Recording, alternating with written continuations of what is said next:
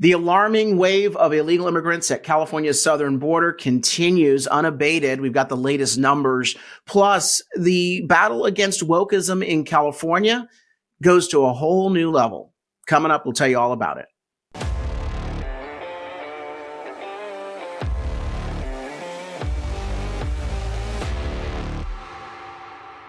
I'm Carl DeMaio, chairman of Reform California, and I've got to talk about some of the top stories that we're looking at today, including the surge at the southern border.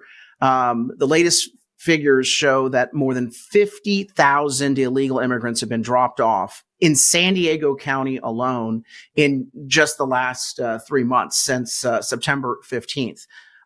50,000 illegal immigrants in one county. That's the size of a city.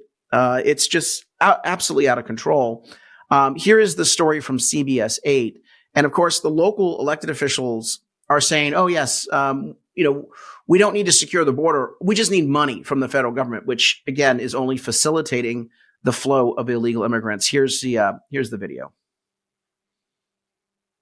Thousands of migrants have been dropped off into San Diego County. Local cities and nonprofits are feeling the strain and say they need help. This is a problem caused by the federal government. Tonight, I talked to El Cajon Mayor Bill Wells. He says the influx is weighing on resources that are already strained. California is even different than, say, Arizona or Texas is because they don't have the homeless problems that we have. And that's already stretched all of our police resources, our hospital resources, our hotel resources, every resource to the very limits. A lot of the pressure is falling on local organizations. American Friends Service Committee Director Pedro Reed, the federal government needs to step in. There's absolutely a concern. By the way, this guy is a government contractor. He gets money from government to facilitate illegal immigration. I've always said that the open border policies make people rich. They make big business rich because they like cheap labor. But they also make these far left-wing organizations rich because they go to the federal government saying, oh, since there's so many illegal immigrants coming in, send them to us and we'll help them apply for welfare. We'll put them into hotel rooms. We'll arrange their travel to their final destination in other parts of the country. This is a racket.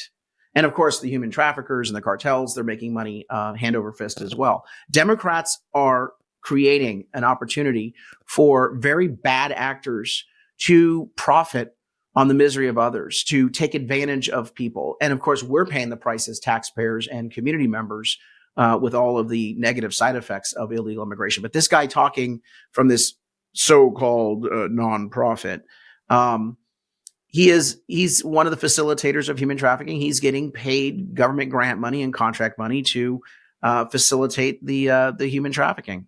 That a lot of our organizations are being tasked to do work that really should be the work of the federal government. Your organization he doesn't say the work of the federal government because federal agencies aren't going to be facilitating this. What he's saying is they need more money for them to do this. And that's the request here. You even have Republicans joining in, not calling for the border to be secured. Oh, God forbid we actually get to the root cause of the problem and actually secure our southern border. No, these Republicans like County Supervisor Joel Anderson and his whole little cabal of rhino Republicans that he supports and travels with, they are asking for more money from the federal government. They're not asking for the border to be secured. And that's the problem. Democrats are open about their illegal immigration support. Republicans are trying to have it both ways. And we have to out them and, frankly, replace them in office. Provides food, water, and medical assistance. The Board of Supervisors has allocated $6 million to help maintain. $6 million voted on by a Republican county supervisor. He approved it. He made the motion. He is 100% behind it. He did a big press conference recently talking about money for migrants. A Republican, for God's sakes, in name only. In a migrant center ran by South Bay Community Services. We would like to see a better process for how those funds are used. A more efficient way. A better process for how to get the money and how the funds are used and how to get them into our bank account. And how about we do a secure border? Problem solved. You don't have to worry about hordes of people on the streets and people needing welfare and tickets to other parts of the country. No, we could actually solve the problem, secure the border. But these people have built a financial incentive for an open border. That's the dirty little secret that the media doesn't cover, that this story is not covering. They don't explain who this guy is. Oh, they paint him as some sort of migrant, charitable, humanitarian relief guy. No, he doesn't want the border to be secure. He actually wants illegal immigration here. He just wants more money to help facilitate the process. That's the scam. That's the corruption. And that's what most people don't know. Instead, they're like, yeah, these people need a place to go. And so we're going to need to help these charities. And these charities are all, good people. They're human traffickers. That migrants are able to get the maximum use of the resources. He also the migrants get the maximum use of the resources. How about us taxpayers? Oh, we're always told that there's no money, that we have to increase taxes, can't fill your pothole, can't put a police officer on the street, got to raise your taxes, and we're running out of money. But let's go ahead and open up the coffers for illegal immigrants. Give me a friggin' break. This is insanity. And no one in this story is challenging this. If CBS 8 were being fair, they would have the point of view that I'm discussing right now, that most people would say, yeah, that kind of makes common sense. Like, why are we giving money to illegal immigrants and making sure that they get the money quickly through these so-called charities when we're facing a massive $67 billion was the figure that Newsom put out, a state budget deficit. The nation is facing a massive budget deficit. Democrats are calling for more tax increases because they're not having enough money, but they seem to have money for illegal immigrants. Why is that not part of this story? Why do people not realize that these so-called charities are actually government contractors with a financial incentive to do this? Why don't we actually cover the fact that rhino Republicans are facilitating this as well and not putting up a fight? Because there's a lot of powerful people who benefit from an open border, and that is the problem. See more coordination from the federal, state, and local government, and for Border Patrol to stop using the space between the border walls as a spot to hold migrants. These are dangerous places, dangerous conditions. Then don't allow them to come in. If it's so dangerous, secure the border. But he doesn't want to do that. No. His view is it's dangerous to try to stop and process these people. So just go ahead and let them in. And then sign them up for the government welfare, courtesy of his organization. Where people are exposed to the elements while they're waiting for Border Patrol to pick them up. Lastly, he says he wants an improved process for those seeking asylum so that it can be done in a much safer way. Oh, no, an improved process. In other words, let's expedite processing them into this country. Where is the other side of this story? I mean, again, look at the headline: 50,000 migrants. Let's call it illegal immigrants, because of course media doesn't want to call them illegal immigrants, but they are. 50,000 illegal immigrants dropped off in San Diego County. Let's go to our next story, and that is, that we have a wave of retail theft in the state of California, and it is costing these retailers enormous losses. And where do those losses end up? They end up on you and me. We as consumers are paying higher prices because the retail stores have all these smash and grabs, all these burglaries, all this theft.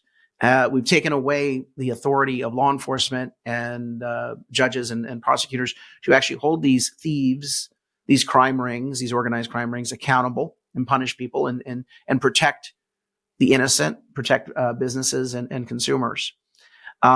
So retail stores are already saddled with those problems, and that is perhaps the number one problem that we should be addressing with retail stores. But no. California Democrat politicians, they got to go woke. And so they're on the offense, but it's offensive.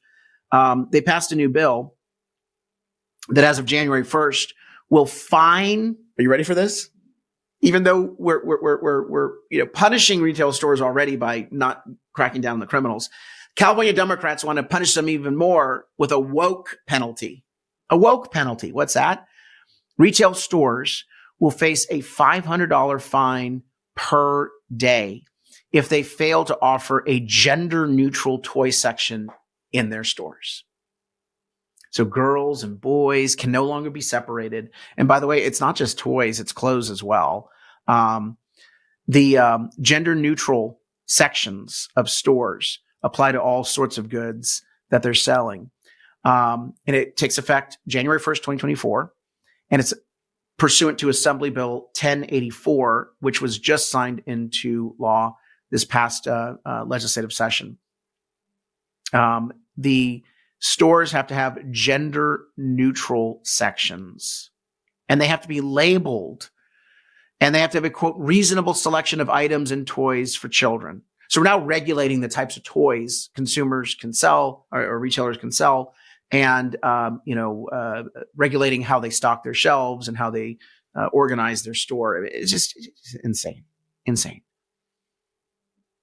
This is the problem that's on the top of the mind of our California woke extremist politicians, who should be focusing on the crime wave of the state of California that's costing these retailers so much money. So we'll see what those gender neutral sections of the these departments will look like going forward.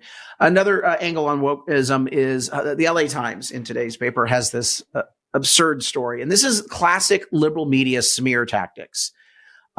Says Huntington Beach is sticking it to woke California. Some residents ask at what cost. Says since their 2022 election, a conservative majority on the Huntington Beach City Council has pursued pride flag bans, book bans, and voter ID requirements. Some residents wonder what all this has to do with running a city. Well, first, they didn't ban the pride flag. They simply said, we're only going to fly the U.S. flag and the California flag. So stop lying, Los Angeles Times. You are driving a false narrative, a divisive narrative. The reason why there is a policy in Huntington Beach and several other, increasingly all the other cities, is because if you reject the flag of one woke organization, or accept the flag of one woke organization, you can't reject the flag of another organization. So you could have a gay organization saying, put the pride flag up on City Hall.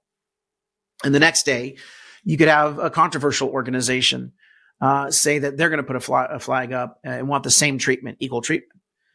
And we can't discriminate in the state of California, which leads us to all sorts of bizarre causes being promoted by our government that may not reflect the values of the voters. And it opens us up to all sorts of lawsuits. So does that have to do with running a city? You damn right it has to do with running a city. It means that we're not going to play politically correct games at the expense of taxpayers. We're not going to pick sides. We're not going to open us up to litigation. Book bans, yeah. We shouldn't be promoting pornography in this in our government, whether it's school district or the city library system. It has everything to do with running a good city, not exposing kids to inappropriate content. If the LA Times doesn't think that that's a fundamental thing of a city, they need to get their head reexamined. Oh, and voter ID requirements? Oh, yeah, that has nothing to do with running a government. I mean, making sure that there's no voter fraud, that our elections are fraud-free, and that people can have public trust and confidence in elections. LA Times is a joke. Look, in California, we are facing these sorts of issues every day. The open border, because of California Democrat open border policies to incentivize illegal immigrants to come into the state. We're facing a massive retail wave of theft. And we also see the reemergence of the focus on wokeism rather than the fundamental issues that people care about. And it's laughable. The LA Times is trying to say that those of us want to go back to basics in government policy are somehow the ones not focused on running the city and focusing on side issues. It's actually the opposite. It's the woke people that are focused on things that have nothing to do with government. If you agree that we need to fight back on each of these three stories and also make sure that we continue to promote coverage of these topics in a neutral way, in at least a balanced way, than what you're going to get from the liberal media enterprise in California. Please support us at Reform California. Go to reformcalifornia.org, share our stories, contribute whatever you can, because we are entirely grassroots funded. Like this video, subscribe to this channel so we can continue to provide you with updates every day on breaking news and political developments in California. And share this video so that we can spread the word. Until next time, Carl DeMaio, Chairman of Reform California. Help us break through the censorship of the liberal media. Like this video, subscribe to this channel, and smash that notification button so you can stay up to date on all the developments in California news and politics. Also, please visit the website reformcalifornia.org for ongoing news coverage and to join one of our campaigns in the fight to take back our state. If you can, please sign up as a volunteer or chip in a contribution. This episode of Reform California with Carl DeMaio, paid for by Carl DeMaio for State Assembly 2024.